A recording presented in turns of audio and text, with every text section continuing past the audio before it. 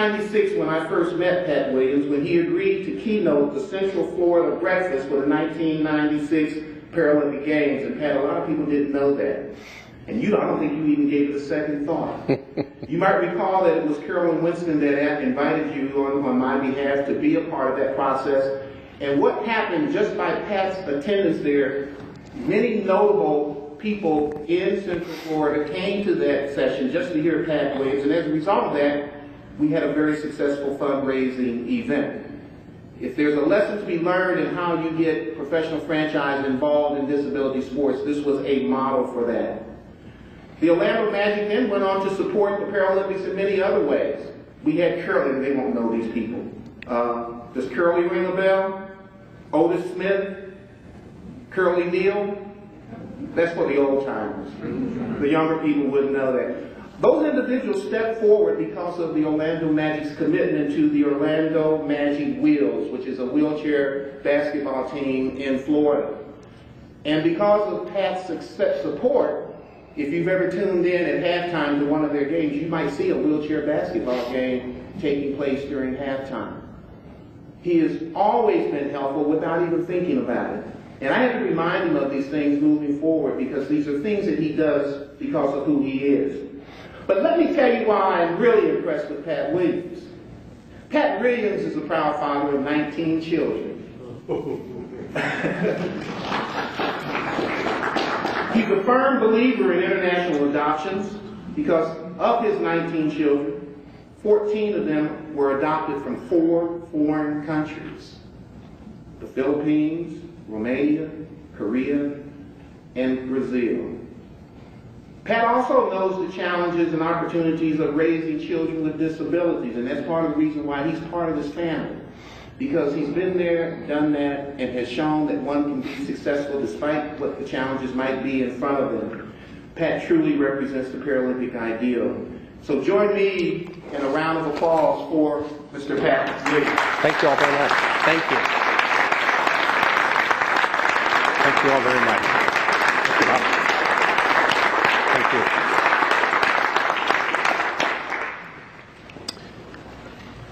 This is the 150th anniversary of the war between the states. And I must confess that I'm a Civil War buff. Whenever I have an opportunity to be in a city where I have not seen a battle site or a significant historical building or fort or mountain, I want to take advantage of that. So a few years ago, I had a speaking engagement in the Norfolk, Virginia area. I'd always wanted to visit Fort Monroe. Now, Fort Monroe is, well, it was a very important site for the Union forces during the early years of the Civil War. A number of key battles were launched from there. Mr. Lincoln visited Fort Monroe early in the war. And then, of course, after the war, Jefferson Davis was incarcerated in a jail cell at Fort Monroe for 2 years. In fact, you can see all of that. It's living history. But it's also still an active military base. They're training young soldiers there to this day. So I took a tour of the fort. We had a wonderful guide who showed us all around and hit all the high spots. And as we were finishing up and coming down the steps after touring that whole outer ridge of the fort, I looked down at the bottom of the steps and I noticed that there was a long building there. It looked kind of like a training center. And I asked the guide, what goes on in there? He said, well, sure enough, that's where we teach and train these young soldiers, men and women. And I said to him, well, what are you teaching them? What are some of the things you're training? I mean, he rattled off some of the topics, and then he said, and leadership. And then as we got closer to that facility, I noticed over the door heading into that training center 2 words that were engraved right above the entrance into that whole complex. And the 2 words were leadership excellence. Leadership excellence. I've been thinking a lot about those 2 words over the last couple of years. Has there ever been a time when the world needed leadership excellence more than now? Those of us who live here in the United States, I think we could argue rather vehemently that leadership excellence in every field of endeavor has never been more required. But at the end of the day, I think the real question is, what are the ingredients? What is the makeup of a leader of excellence? What does that man or woman have to have? And I think equally important, does it matter what field you're in?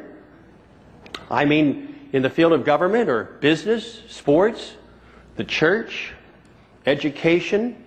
How about the field of Paralympics and disability sport?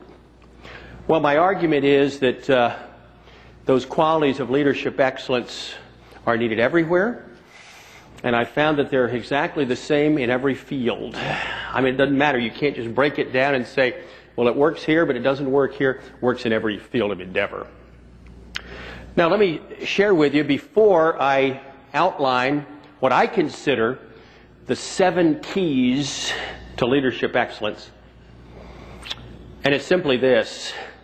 Leadership in our country right now is an amazingly big deal. I mean, I'm just amazed at it. I mean, hardly a week goes by that I don't get another mailing piece or a brochure about a leadership conference, leadership retreat, a leadership seminar. It's amazing to me. And that doesn't take into account the books that are pouring out on leadership, seemingly by the day. And generally, they're written about people. You know, all the biblical personalities. You can read about Jesus on leadership, and David on leadership, and Moses on management. Has a little bit of ring to it, Jimmy. And then all the Civil War personalities. If you want to read about Robert E. Lee on leadership or Ulysses S. Grant, they're there. You can get them. And World War II, my goodness, they're just covered. We've got Eisenhower on leadership, and Patton on leadership, and MacArthur on leadership, and Churchill on leadership, and Roosevelt, and Eleanor Roosevelt, and Truman, and boy, they've all got their books out there. And you can't be in my business of sports, Ann, unless you have written your leadership book. Dean Smith on leadership, and Mike Krzyzewski, and Pat Summitt, and Bobby Bowden, and Lou Holtz, and on we go. And whoever wins the Super Bowl this year, I guarantee you by next fall they'll have their leadership book out there. Now, these leadership experts, these leadership gurus who do the writing and the teaching and the seminars, I have learned, do not agree on everything. They are scattered. They have differences of opinion. However, on the first of the 7 qualities of leadership excellence, they are unanimous. There is no quarrel. So as we are about to plow into these 7 sides of leadership that you can take with you and apply to your life as leaders, because, ladies and gentlemen, that's what you are. I mean, basically, you're here to get equipped to be better leaders when you head home on Sunday. Do you all have some paper? Do you have writing instruments? Looks like some of you are going to desecrate the back pages of my new book, which is okay. I mean, I will not be offended in any way. But take a minute and get a writing instrument, pen or pencil, lipstick or mascara, ladies. I mean, whatever works for you. And we're going to get started. Now, the leadership experts are unanimous on the first ingredient of what it takes to be a leader of excellence. And here is what they're unanimous about. You ready? The quality is called vision. That's the one that none of them argue about. So principle number 1, ingredient number 1 of leadership excellence, no matter where you are leading, in what field, it's called vision. Now let me explain why vision is so important in leadership. Vision is always about the future, and leadership's about the future. So a leader of vision, here's what's going on in her mind. She sees before others, sees farther than others, sees in a wider scope than others. In fact, as a leader, if you can't see it before you see it, you'll never be able to see it. Visionary leaders have the ability to see the invisible. They also can see the impossible, and above all, they see it far before anybody else. Ronald Reagan years ago put it this way. He said, to grasp and hold a vision is the very essence of successful leadership. Whether on the Hollywood movie lots where I learned it or in the field of government, he said it's the very essence of successful leadership. And I would point out it is directly linked to Stephen Covey's second habit of highly effective people. My wife Ruth works for the Franklin Covey Company. She teaches time management and organizational skills and how to use your Franklin planner, and now she's teaching Stephen Covey's 7 Habits course from the best-selling book. And even though I am married to the Franklin planner lady, I must confess I do not fully understand all 7 of Stephen Covey's habits. And now he's written a book about an 8th habit, and I'm still trying to decipher the 7th. But habit number 2 I do have. Here's what Dr. Covey writes about habit number 2 of highly effective people. Begin with the end in mind. That's habit number 2. They begin with the end in mind. And boy, that is linked so tightly to vision and leadership. Because a visionary leader sees the building already built, sees the victory parade down Broad Street already taking place, sees the funding for the United Way already in the bank, and then simply works backwards, putting the pieces in place to turn that vision into reality. Vision in leadership. Now here's what I've learned, leaders. When you have a vision, it'll do 3 really important things for you as a leader. Number 1, when you have a compelling vision, it'll keep you focused. Listen, I just have finished writing an entire book on that topic of focus. That's how important it is. But when your vision is so compelling, it'll keep you locked in. It's literally like you've got blinders on. Nothing distracts you. That vision is so powerful in your life, it's like a magnet. And one of the problems that we have in leadership is getting off on the side roads, wandering on the rabbit trails, kind of drifting off on side journeys and getting off the main highway. But when that vision is so compelling in your life, it just absolutely keeps you locked, loaded, focused on really what's important. And you end up just like a racehorse at the Kentucky Derby. I mean, when those horses go into the stall, they've got their blinders on. And I know enough horse owners who have told me that without the blinders, oh boy, those races would be a mess.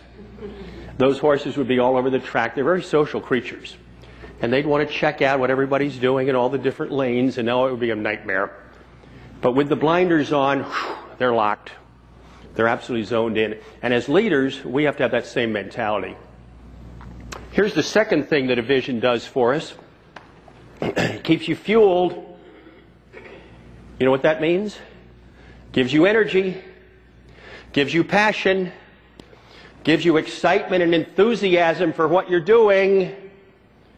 And leaders, I don't care in what area of endeavor you're leading. I don't care in what field. I don't care how old you are or what your background is. If you're not excited and enthusiastic in your leadership role, guess what? Nobody else will be either. I mean, not one will be even into it. I mean, everybody feeds off the passion and the energy of the leader. Listen, I can walk into any corporate headquarters in America. I can walk into any locker room, military institution, anywhere in America or the world, and I can tell you in 8 seconds the passion level. I mean, that's all it takes, about 8 seconds. Just jumps up and slaps you across the face. I mean, that's how real it is. And really, all you have to do is stick a thermometer in the mouth of the leader if you really want to get the temperature of that organization. So when you have a vision, it keeps you fueled. And great leaders are passionate, enthusiastic about what they do. A quick example, I spoke about 2 years ago in Fayetteville, Arkansas. I had an engagement there to speak at a bank convention. Now, the bank had been started by the Walton family, not the TV Waltons, but the other ones. And so I delivered my talk, and I came to the back of the room, sat down, and it was still kind of dark in the room. A man was sitting there, had a khaki pair of pants on, a golf shirt, and kind of tapped me on the knee and said, "Nice job, you did a really, really nice job." And I said, "Well, thank you, sir, thank you." And then he said, "I'm Jim Walton." And I thought, oh my goodness. I mean, every time they list the Waltons in Fortune or Forbes or whatever, boy, there they are. And Mr. Sam's son, one of the world's wealthiest men. So he said, "Won't you join me for lunch?" And I said, yeah, why not? Pheasant under glass? Oh, who knew? It was actually turkey on rye up there in northwest Arkansas. So I was sitting with Jim Walton for lunch, and I told him a little story. I said, are you aware of the book that the two Harvard professors have written? He said, no, what? I said, well, these two Harvard professors ranked the 100 greatest business leaders of all time through a formula, 1 through 100. And I said, your father, Mr. Sam, was ranked number 1. And Jim Walton said to me, well, isn't that interesting? He said, I didn't know that. He said, I'm going to have to get that book. And then I didn't want to waste that little opportunity. And I said, Jim, what was your dad's greatest strength as a leader? The number 1 ranked business leader of all time? I thought it was a pretty good question. What was his number 1 leadership strength? And Jim Walton said, you know, I've never been asked that. He said, let me think about that for a minute. And then he said, oh, it would have to be his passion. He was so excited every day, particularly with the merchandise, always looking for new things.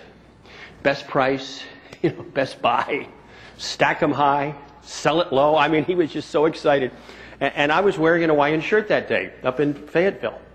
And, well, there's a reason for that. Pam, have you ever seen anybody in an Hawaiian shirt having a bad day?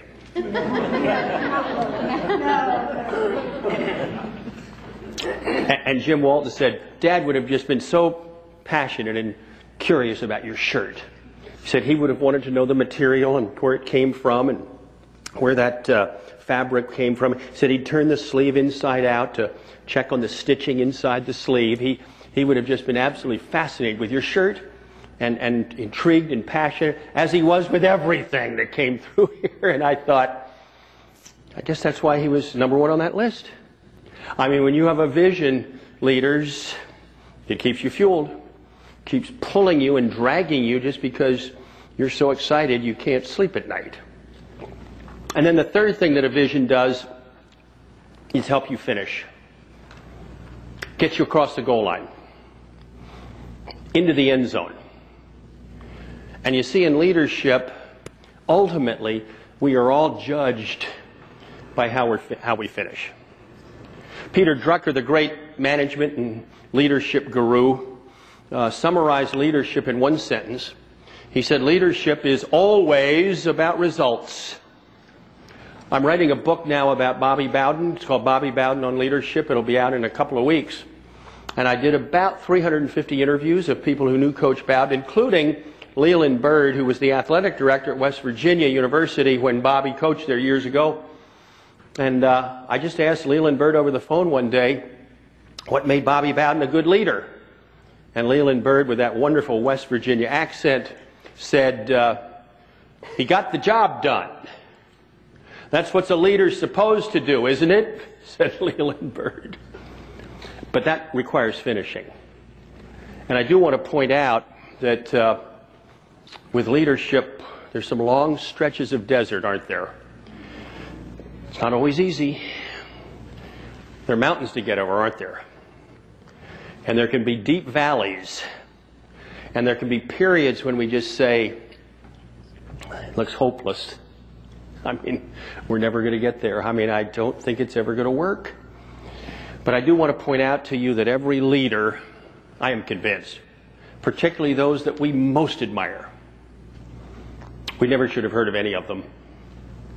They all should have quit. I mean, George Washington lost a lot more battles in the Revolutionary War than he won.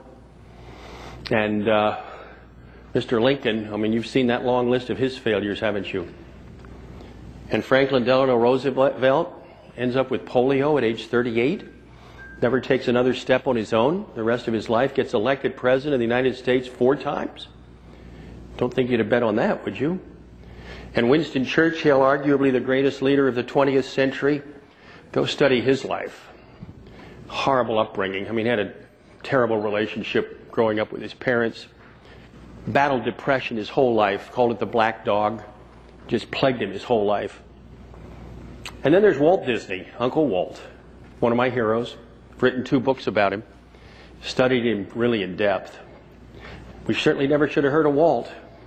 I mean, we kind of get the feeling that Walt just flapped his wings and just soared to the top and made music and magic and everything was hunky-dory, right? Ooh. He went bankrupt 12 times. had 2 nervous breakdowns. I mean, he was 27 years old when he finally got a good character, Oswald the Lucky Rabbit, except they stole it from him. A New York huckster pilfered it from him. Walt was just flat on his back, and out of that setback, he created another little character, a mouse. Always had a thing for mice. First mouse he called Mortimer. Lillian was horrified, his wife, just horrified, and sent him back to the drawing board. And out of that, Walt created a mouse that we've all heard of. In fact, way, way back, Walt Disney said, "I hope we never lose sight of the fact that it all started with a mouse." And I would argue with Walt today and say, no, sir, it didn't start with a mouse, but a word that you made up many years ago. And the word was called stick-to-it-ivity. That was Walt's made-up word for hanging in there, for persevering, for having tenacity, for not letting go. In other words, for finishing. And 51 million visitors last year who came to visit Walt's palace, his empire down there. I think they would say, "Walt, I'm so glad you didn't quit right in the middle of all this, like you probably should have. But you had such a compelling vision that you just made it happen. You finished it." So the first ingredient, the first quality of leadership excellence, always, always, always, is vision. Closely linked to it is the second quality of leadership excellence, and that is simply this. Communicating your vision is quality number 2. Communicating that vision is the second major pillar. And let me just say this to you. You can have the greatest vision in the world, but if you can't communicate it effectively, let me tell you in advance what's going to happen. Nothing. Nada. I mean, nothing's going to happen at all unless you can communicate that vision effectively. So I think a logical question tonight here in Decatur, Georgia is very simply this. What are the ingredients of a good communicating leader? What are the principles I need to know about communication in this area of leadership? Well, I'm convinced that there's 6 areas, and I want to share them with you tonight, that really good organizations, whatever field, really good leaders fully understand. First principle is this. You've got to believe philosophically that it's important to communicate and talk to people. Listen, there are a lot of organizations that it's not important. You know, the 2 top guys may be up shooting text messages across to each other, but everybody else is just kind of hanging by the water cooler hoping to pick up rumors, or maybe they see something in the newspaper about their company, and I mean, just don't talk to each other. And maybe another reason that Mr. Sam was at the head of that list was a little quote he made years ago. He said this, "Communicate as much as you can with your associates." Those were his employees. He said, the more you communicate, the more they understand. He said, the more they understand, the more they care. And he said, once they care, he said, there's no stopping them. Second communication principle. Communicate in a way that people can understand clearly, distinctly. I mean, how many meetings, corporate meetings, have you been in? I've been in a few. 90-minute meeting, you come out afterwards and you whisper to your seatmate, "What were they talking about in there? Could you translate for me? Could you put that into working English so we have some idea what was going on in there?" I mean, they just speak in a language that you and I just can't grasp.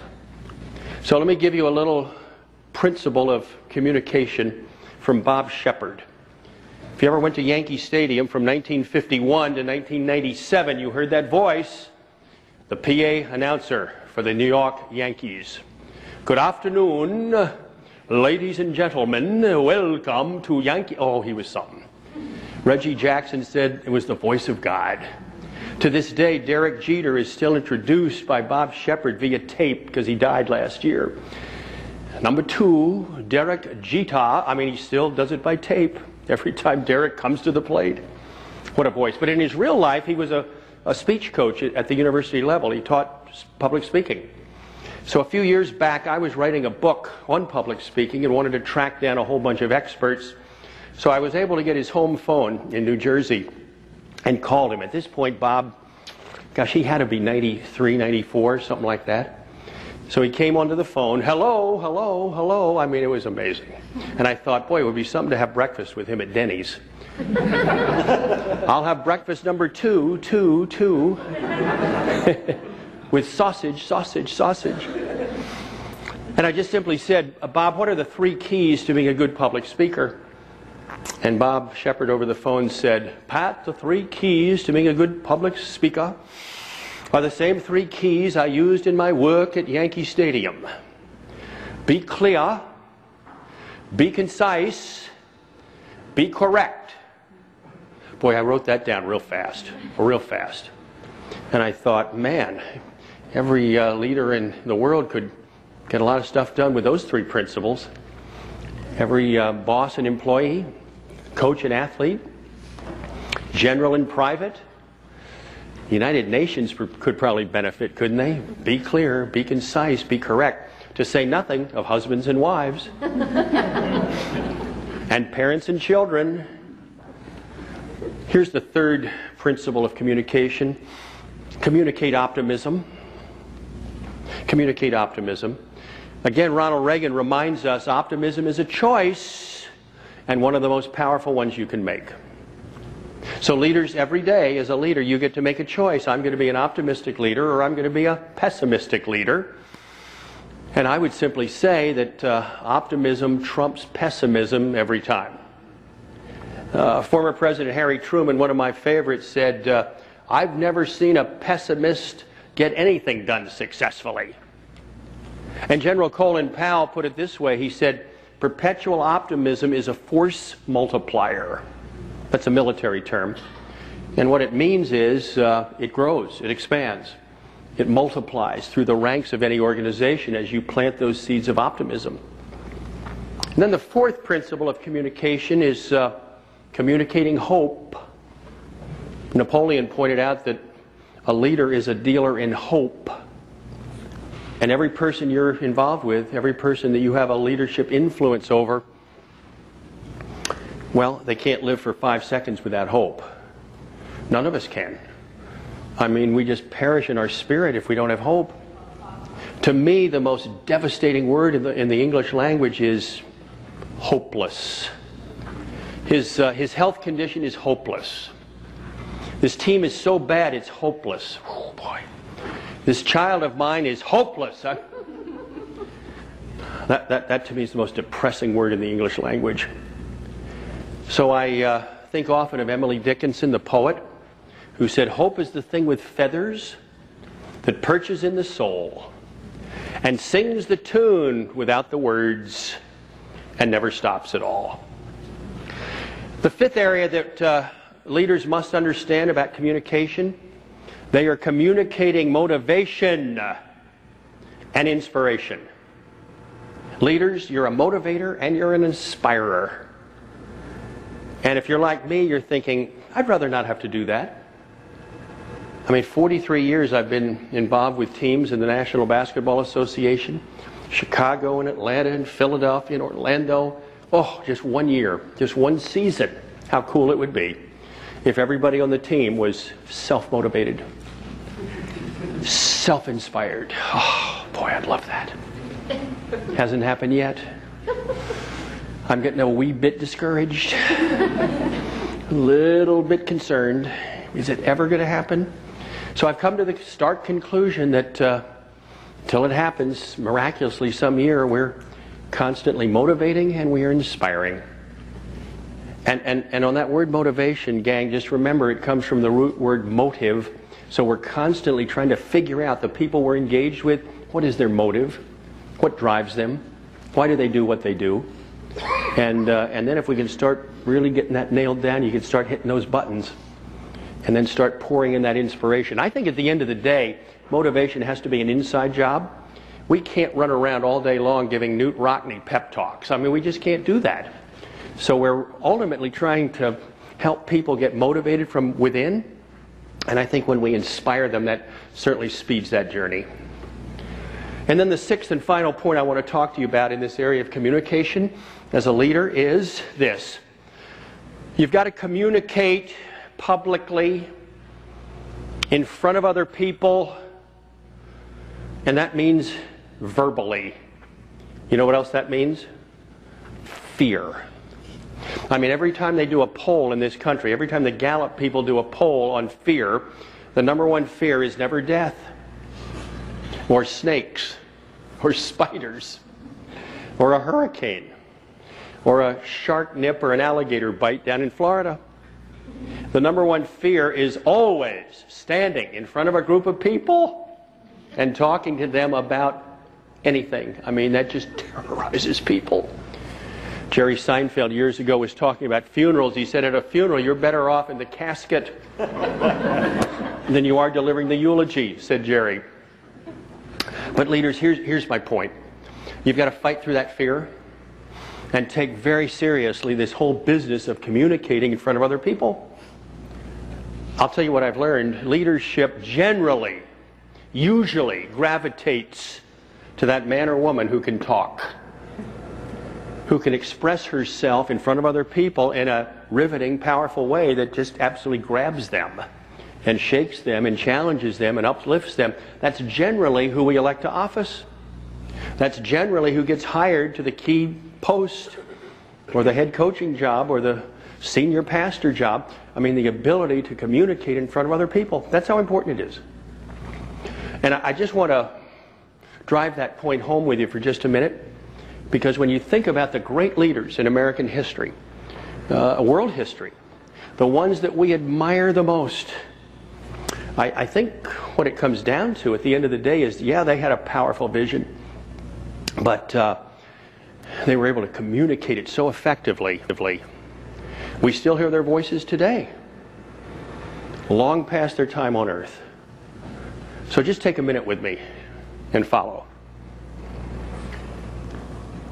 I know not what course others may take, but as for me, give me liberty or give me death.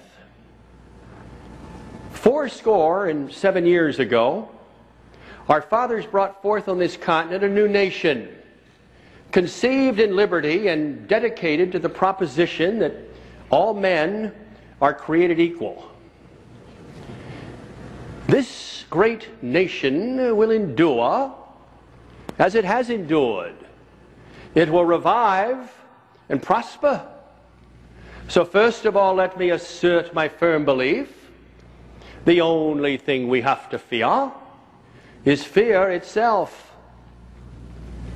Fans, for the last 2 weeks, you've been reading about a bad break that I got. Yet today, I consider myself the luckiest man on the face of the earth. I may have gotten a bad break, but I've got an awful lot to live for. Let the word go forth from this time and place to friend and foe alike that the torch has been passed to a new generation of Americans, born in this century, tempered by war, disciplined by a hard and bitter peace, proud of our ancient heritage. I have a dream that one day this nation will rise up and live out the true meaning of its creed. We hold these truths to be self-evident, that all men are created equal. General Secretary Gorbachev, if you seek peace, if you seek prosperity for the Soviet Union and Eastern Europe, if you seek liberalization, come here to this gate. Mr. Gorbachev, open this gate. Mr. Gorbachev, tear down this wall. I hear your voice, and the rest of the world hears your voice, and the people who knock these buildings down will hear from all of us soon. I can see Russia from my house.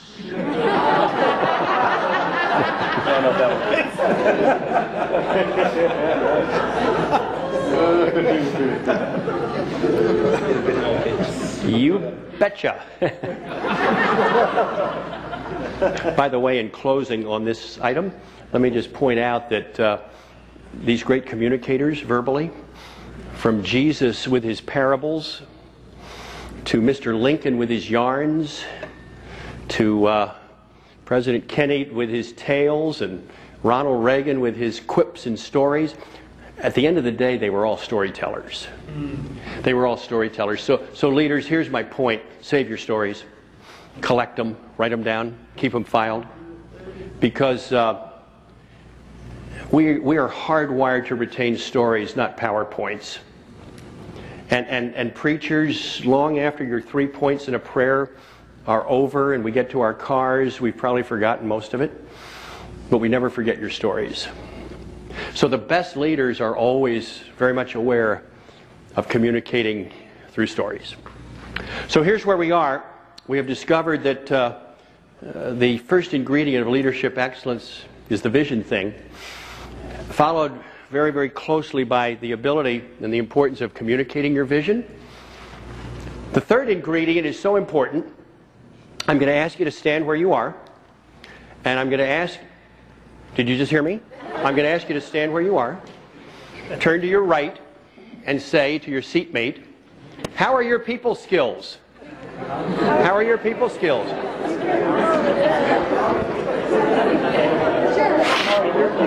And then you're going to turn the other direction and say, and how are your people skills?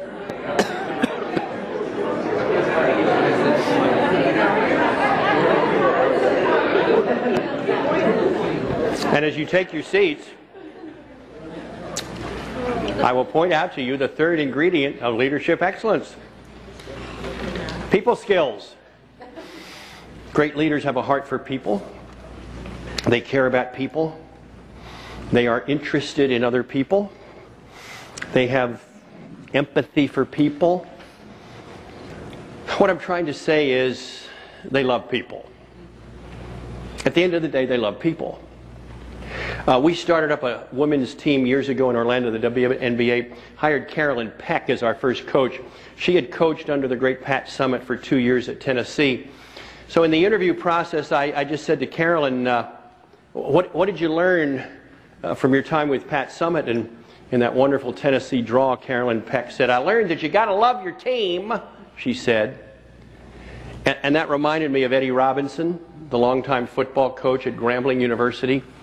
Coached at Grambling from 1941 for 57 straight years. I mean, unbelievable. And Eddie Robinson said one time, you got to coach every player as if he was going to marry your daughter. And then he said, I firmly believe that you can't coach them properly if you don't love them. Eddie died a few years ago at age 88. His funeral at Grambling, they say, was just unbelievable. First of all, you don't just drop into Grambling. I mean, it's tough to get to. You fly to Shreveport or New Orleans and rent a car and got to drive out into the country. It's not an easy trip. They estimate there were about 9,500 people at his funeral. One of the eulogizers was Willie Davis, the longtime NFL star, Hall of Famer. Went to Grambling, played for Eddie. And before his remarks, he just simply said, how many of Coach Eddie's former players are here today? And they estimate that about 2,400 men stood up.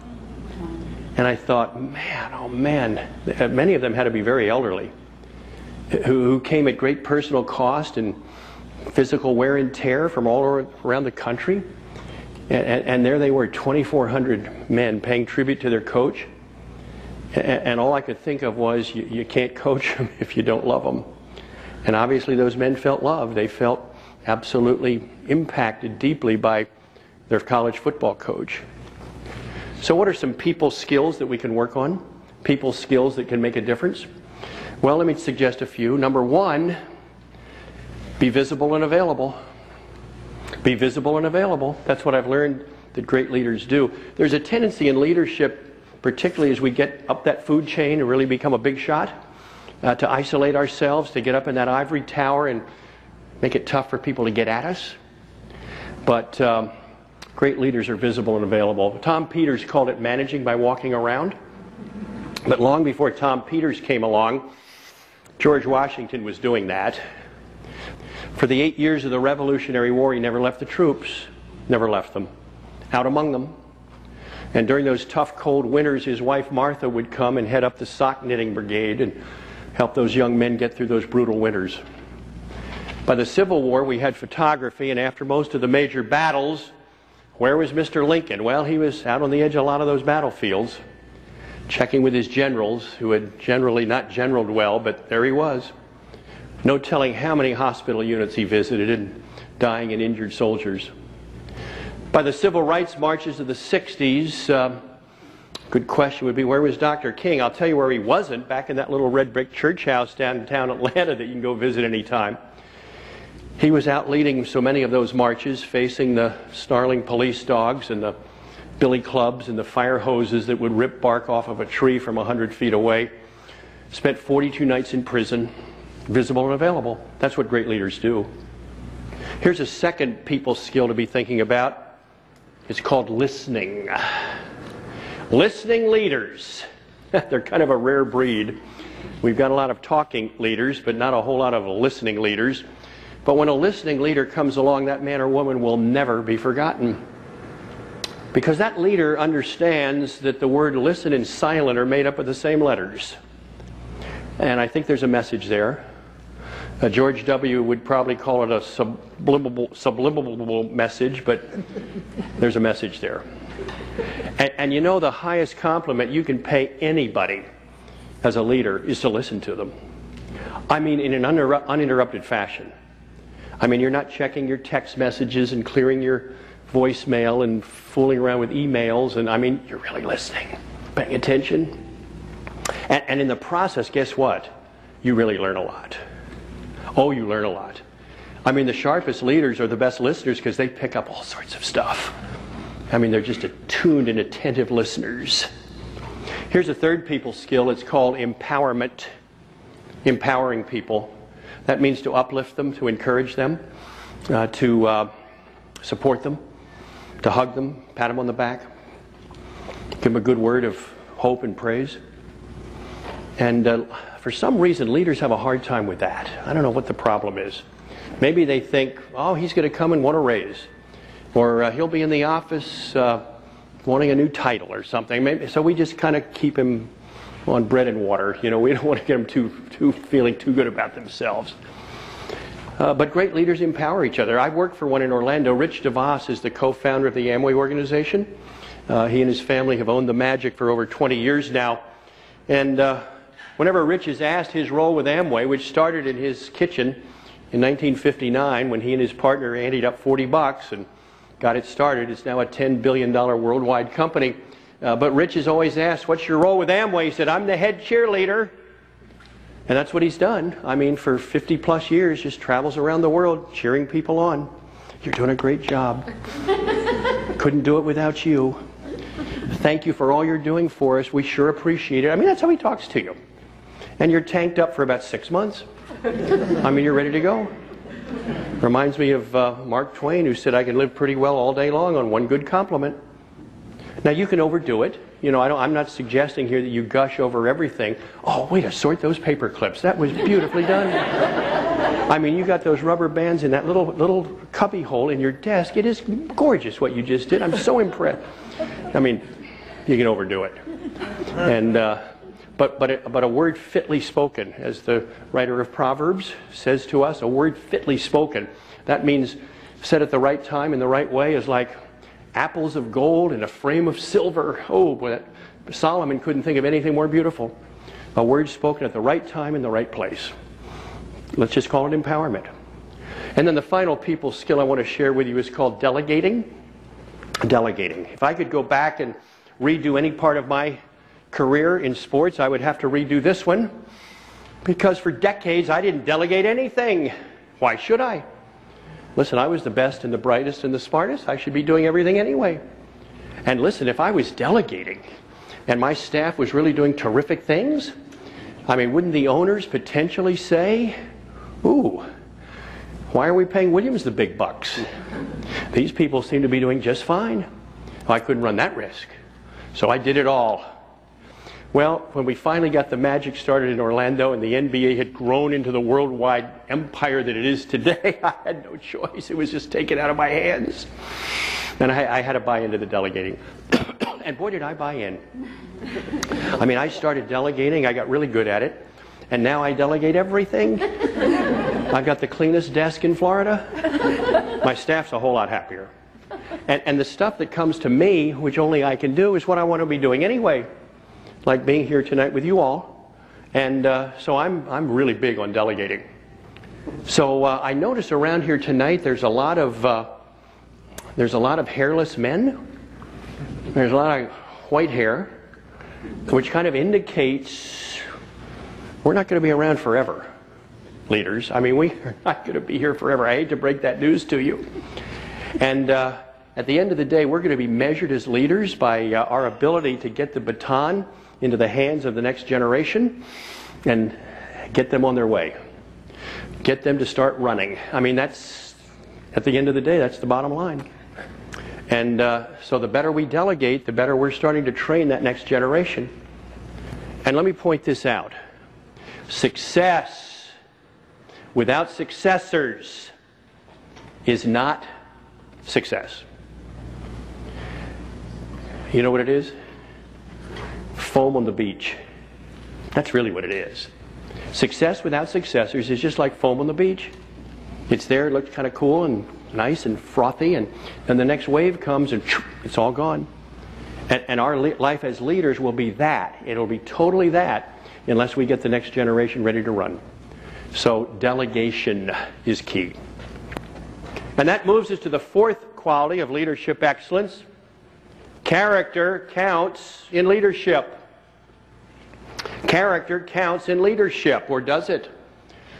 You know, we've been in a great national debate in our country about this whole issue of leadership and character. One argument says if the polls are good and the economy is good, the character stuff isn't all that important.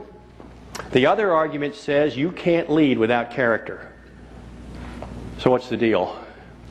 Well, General Norman Schwarzkopf put it this way. He said leadership consists of two vital ingredients. He said strategy and character. And then he said if you have to do without one, he said do without the strategy. So I would simply argue here tonight that you and I can only go as high on the leadership ladder as our character will allow us. And that includes honesty, telling the truth in every situation, integrity, which basically means consistency in your lifestyle, your walk and talk match. It means responsibility. Leaders of character take responsibility. Their philosophy is this was done well and I did it, this was done poorly and I did it, but I'm not in the blame game. Oh, and I'll tell you one other character quality that's so important. It's called humility, a humble spirit. You know, with leadership come wonderful perks. Leaders are famous, they're quoted, they're applauded sometimes. They get parking privileges and executive washroom keys and golf club memberships. There's some good stuff with leadership, good perks. But those perks, I have noticed, ruin more leaders than anything else. I mean, they sit in their ivory castles and they think, by divine right, this is all mine. Whew, they're headed for trouble. Dr. James Dobson reminds us when he says it takes a very steady hand to hold an overflowing cup. And so many leaders are destroyed and doomed by that overflowing cup. The fifth foundational block of leadership excellence is called competence. Competence. Leaders are good at what they do. And that begs the question, how did they get good? Were they born that way or were they developed? Well, I wrote a book a few years ago called Coaching Your Kids to Be Leaders.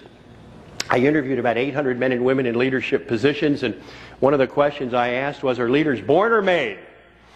And about 85% of the responders said to me, they are made, and I was so thrilled.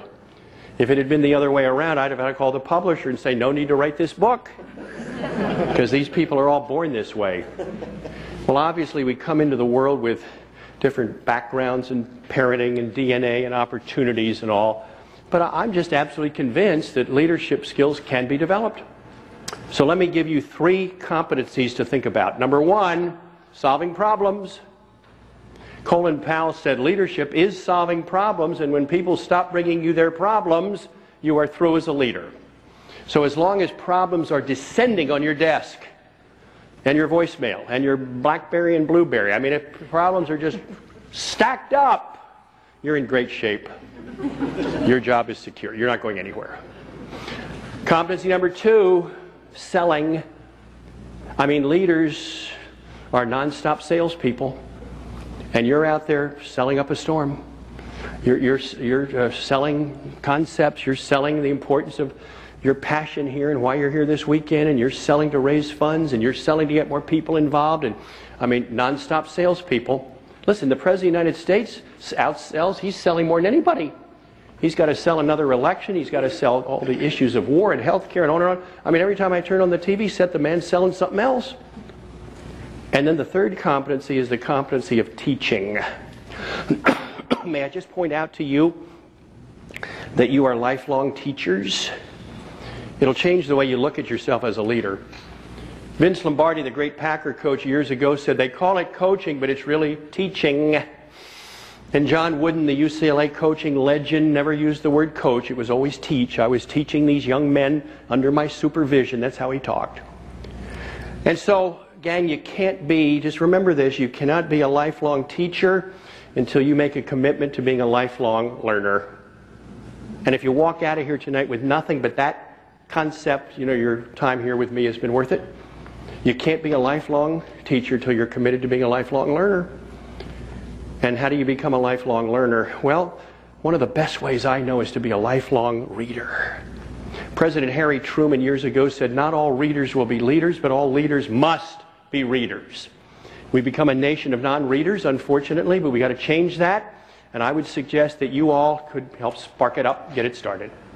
So your little challenge is, starting tonight, I'm going to challenge you to read 1 hour every day the rest of your life. I mean, till your last breath. You read 1 hour a day, every day, the rest of your life, from books that you pick. They're not assigned. And never pick up a book you're not interested in. If you read an hour a day at the end of 1 week, you'll have read a book, regular-sized book. In 1 year, that's 52 books. In 10 years, that's 520 of them that you are interested in. And if you read the right 5 books on any one subject, you'll be considered a world-leading authority on that subject. Which means 10 years from today, if you want to be, you can be a world-leading authority in over 100 different subjects by reading an hour a day. And that's life-changing stuff. And I think it gives a huge advantage to non-reading leaders. I mean, you can just whip them up big time. The 6th foundational block of leadership excellence is called boldness. Boldness. Not baldness, gentlemen. Boldness. And here's what that means. Leaders have to make decisions. They gather information, they listen carefully, they analyze, but when it's time to make a decision, they make the decision and they move on and they don't look back and they don't second guess themselves. They don't play the woulda, coulda, shoulda game, the if only game. If I could just redo it, they understand there are no mulligans in leadership. They understand what the old Philadelphia A's manager meant, Connie Mack, many years ago when he said, you can't grind grain with water that's already gone down the creek. I guess some of us old-timers would understand that. So leaders who really get the job done, they're not afraid to make decisions. George W. used to say in the White House, I'm the decider. I decide what to do. And then, of course, everybody would rip his head off and put it on a platter, and that's all part of leadership as well. But leaders have to be the deciders. Never will forget when Pat Riley became the coach of the Lakers years ago. He hadn't coached anything. Comes out of the radio booth, and there he is coaching Magic Johnson and Kareem and James Worthy and that great Laker group. The first couple of weeks went well, but then he ran into some tough times. And one day after practice, Jerry Buss, the owner of the Lakers, came to Pat and just said one sentence to him. He said, Pat, don't be afraid to coach the team. And Pat Riley told me many years later, he said that was the single best piece of leadership advice he said I ever got. Boldness in leadership. Now, there are many 6-sided leaders out there, 5- and 6-sided leaders, and they're doing a good job.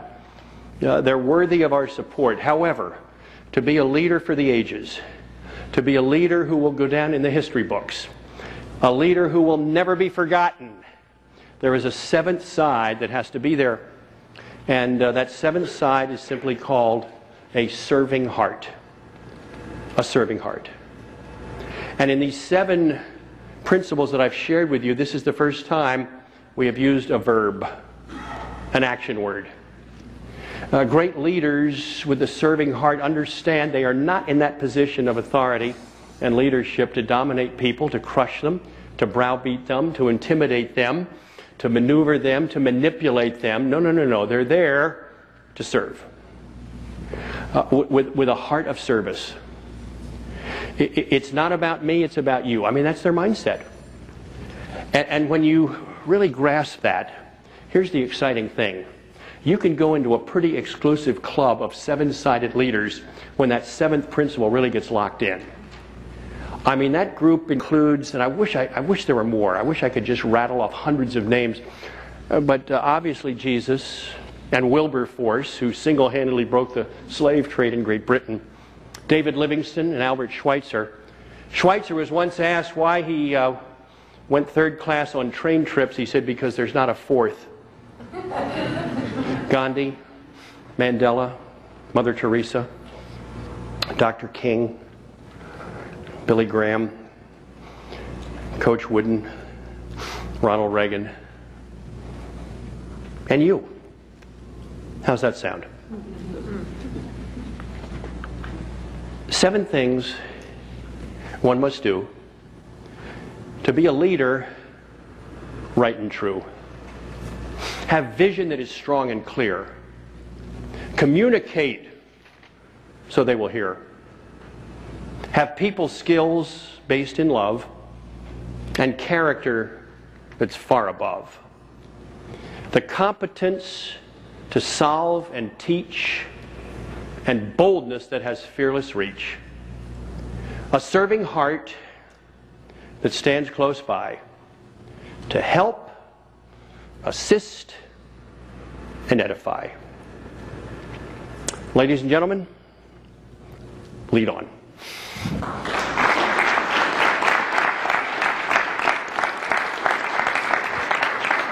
Thank you very much. Thank you, guys. You all are very kind. Thank you very, very much. Thank you. Thank you, Bob. Thank you. Thank you so much. Thank you. Pat, we have a small token of our appreciation to you. Great. Thank you so much for these words of wisdom. Thank you, this Dan. evening. Thank you. Something you can take home with you and Beautiful. put on your desk or Thank your you. shelf. Thank you. I'm grateful. With the BlazeSports insignia. Thank you. Remind you of this evening and this organization. Thank you so much, sir. Thank you.